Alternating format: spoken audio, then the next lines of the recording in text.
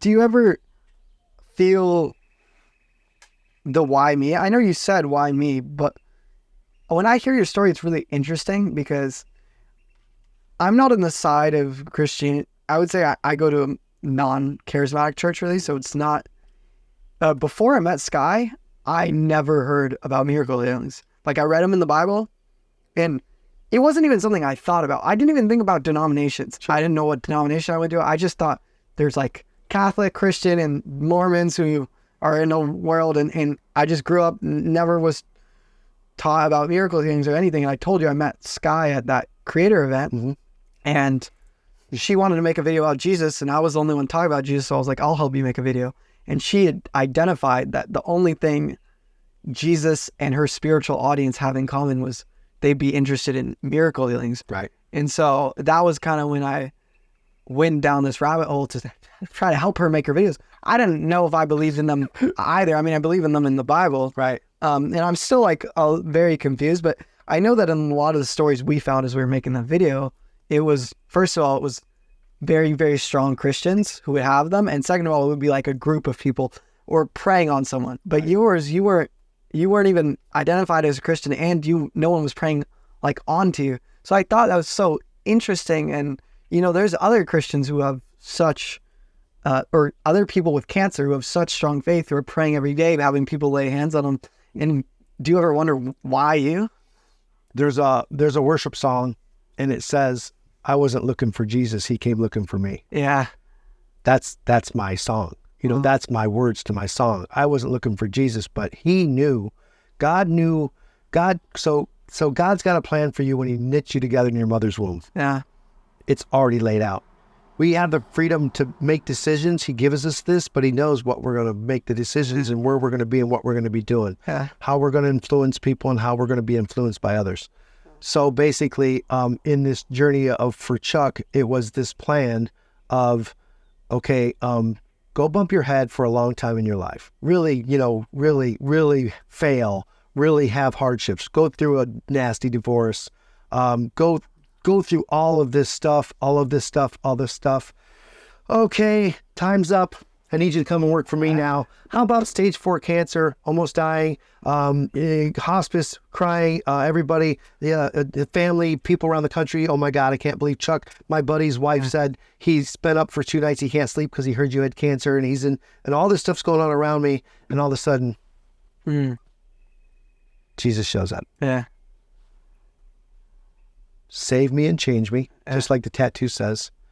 And so in this guy with this personality type that he gave me, this big mouth that he gave me, my love for people that he gave me, before I was born, all these things.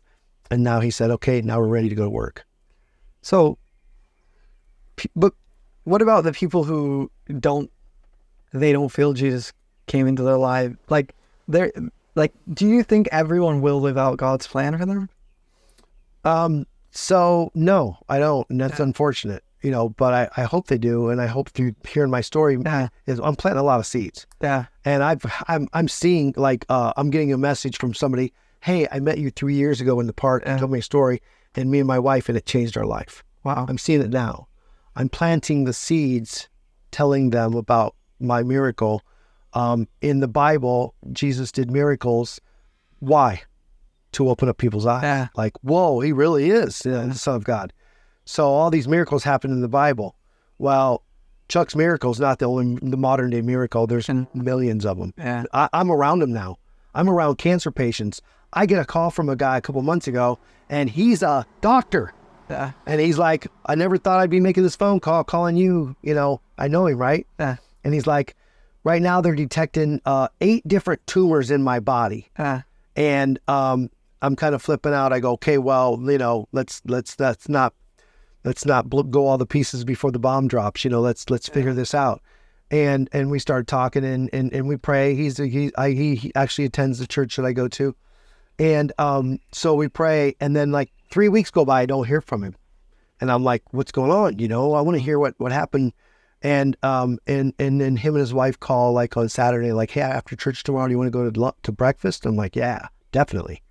So we go in, we see him after church, we go to breakfast, we go in, get our food, and we sit down. I go, okay, come on, tell me what happened. You know, I'm dying here. I want to hear what happened. And he's like, oh, you're not going to believe this. We've got the pictures and the scans and the 8 tumors in my body. I went back in to have them actually biopsied, where they drill into them and get a little piece of them and send it off to the lab. And they couldn't find any. Wow. What? What? What do you mean? They're gone. They're not there. So there's modern day miracles, huge miracles like what happened to me or what happened to my friend. But little miracles all around us also that people don't even identify as miracles. Yeah. So to me, when I wake up in the morning, boom, miracle. I'm breathing. The blood's flowing through my body. My eyes open and I can see, you know, this world around me. The sun coming up, the sunrise, the water out here. I can see all your things around me. So everything to me, everything is a miracle, because without God, it wouldn't be possible. Mm. Okay, so I start thanking God for every little miracle. Like, this is cool. This is crazy. I did a triathlon 2 weeks ago at 59 years old after stage 4 cancer. That's a miracle. Wow. My body melted off of me through the cancer. I did a triathlon. So all of these miracles are happening all around me. And the ones you see on TV or you see on social media are the big ones that are like, this dude was almost dead and he's healed. Mm. So, you know, the thing is, there's a lot of miracles around us, and there's a lot of people that don't see it as a miracle. You know, when someone says, oh, you were lucky, or something happened to me and I was lucky, I took the word luck out of my vocabulary 15 years ago, and it don't exist in my life. There's no luck. There's blessings. Yeah. There's blessings. You were blessed.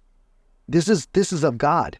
Yeah. You know, it wasn't luck. Yeah. You know, it's just not, you know, so I agree. There's a lot of people out there bumping their heads trying to figure things out, and I can relate to them because I was that guy. Mm. I was the guy bumping my head just like they are, and hopefully by telling my story and giving them a hug, I can speed up their, you know, like trying to figure out life. Mm. Oh, whoa, this is, you know, hey, on your way to work today, just drop a little prayer. Hey, God, I'm confused. You know, my wife's gone through this, we're going through that. I got a kid, he's sick, blah, blah, blah. I have my work, my job, my challenges in my life. Drop a little prayer and start doing that on your way to work instead of turning off the radio and just zoning out and see what happens in your life. And I love the stories. I'm getting the prayer reports, dude. They're dropping, and I'm like, that's insane. That's so cool. But that's the blessings around me that also give me fire. I read something in the Bible that reminded me of you. Well, because I was thinking about what I just asked you, which is why Chuck, if he wasn't a Christian or he didn't get prayed over, why him? And it was in Deuteronomy where Moses is about to lead the Israelites in the promised land, but he's not allowed to go in the promised land, so he gives them one last speech. And in Deuteronomy 31:21, I believe, it says,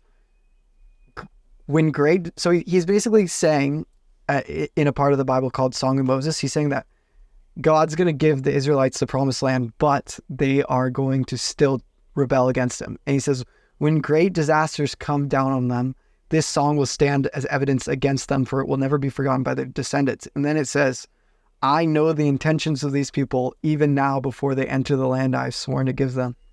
And our goal is to glorify God. And I always wonder if God knew that he says, I know the intentions before I give him the good thing, the promised land, that I know what Chuck was going to do before I healed him of cancer. So therefore it makes so much sense that he chose you.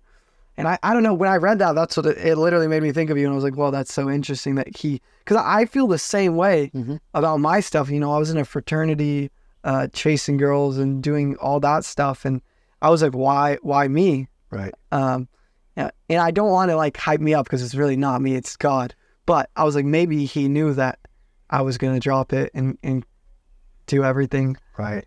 What do you think about this? I get to interview you for a second. Yeah. What do you think about the fact that you meet Sky? Sky tells you about me, and we're sitting here talking right now today. it's all God's plan. That's what I'm saying. I feel the same way as you. So many, everything that's happened in my life since starting this podcast has been, and I'm saying since starting this podcast, but the reason I say that is because this was really aligned with a moment where I surrendered everything to God. Actually, I wanted to be a YouTuber my whole life. So 18, I started my YouTube channel. It was almost 5 years ago.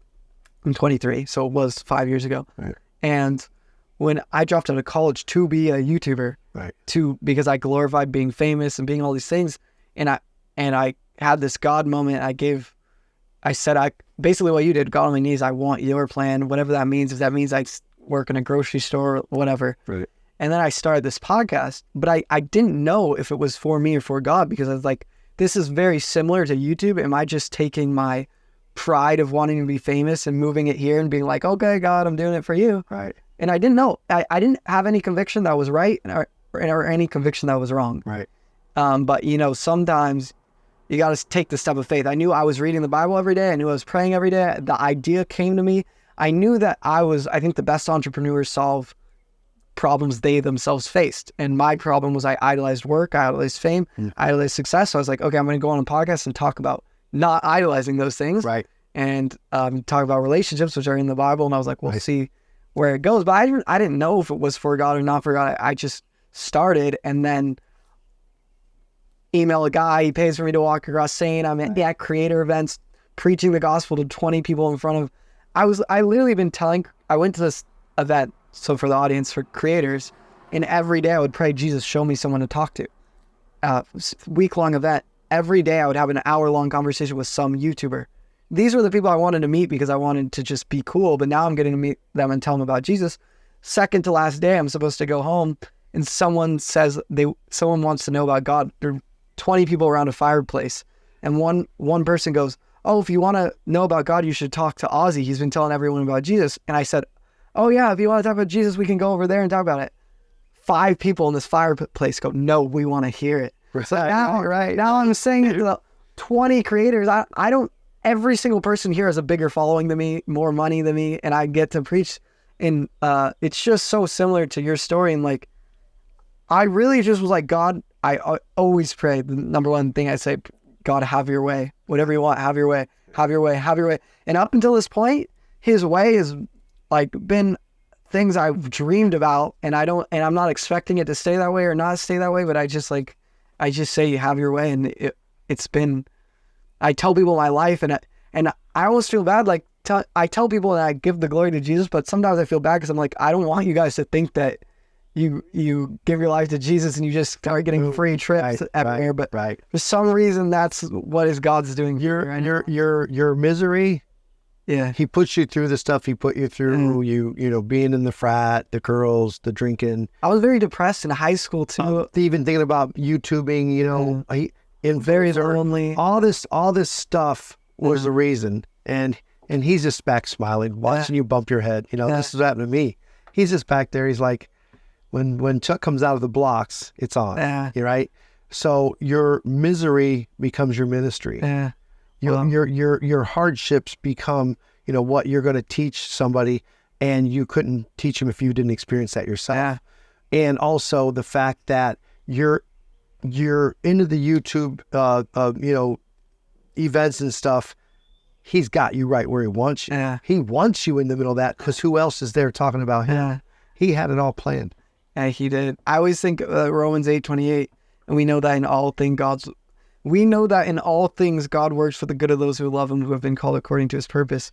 Because what originally made me think of this verse is like my brother's a really bad alcoholic, and a lot of the people who help him are previous alcoholics, and so a lot of them got help through Jesus, and then they go to help other alcoholics. And I think, well, I don't think God was up there saying, I'm going to make you an alcoholic for 10 years so you can help other people. But I think once you say, okay, God, I'll give you my life, then he'll use these bad things. He'll use all things for good. And I think about, like, you went through cancer and stuff, and then you say, oh, God, I'm on your team now, and he uses it. And like, the thing I really struggled with was idolizing people, and it made me lonely because I would just work so hard and try to be these people and then now I get to be in the rooms talking to them, telling them about Jesus. And in a sense, well, I so feel unworthy because I'm like, oh, why me? Like, I'm the one who has pride and stuff. But in another sense, I'm like, well, it makes sense because he's using it for his glory. He's using I was the same way, like with pro athletes, movie stars, stuff like that. But cancer don't discriminate. I'm getting calls from movie stars and pro athletes saying my mom was diagnosed with cancer. Yeah. And I'm like, I'm talking on the phone with, and in the next few months of our conversations, me coaching whoever they love's going through cancer, it's really interesting because they're like, how are you doing all this? How are you doing this? Although, I think this camera light took off just now. Okay. So yeah, it's like these people that are pro athletes and stuff that I always idolize. They're calling me, watching me in my life with Christ, and they're like, how are you doing this? Wow. I'm watching you. I'm listening to you. I'm following you, and I'm laughing. I'm like, boy, things sure did turn around fast. It went from me idolizing them because of mostly status and money. To now them like, how are you doing this? And look at your lifestyle. And I'm kind of digging this. And so it's such an interesting thing that we can be in a place where, because of our following Christ, and sharing our life and sharing how much God loves us, he's just turning it all around right in front of us. It's wild. It's the best. Yeah. It's the best. It really is.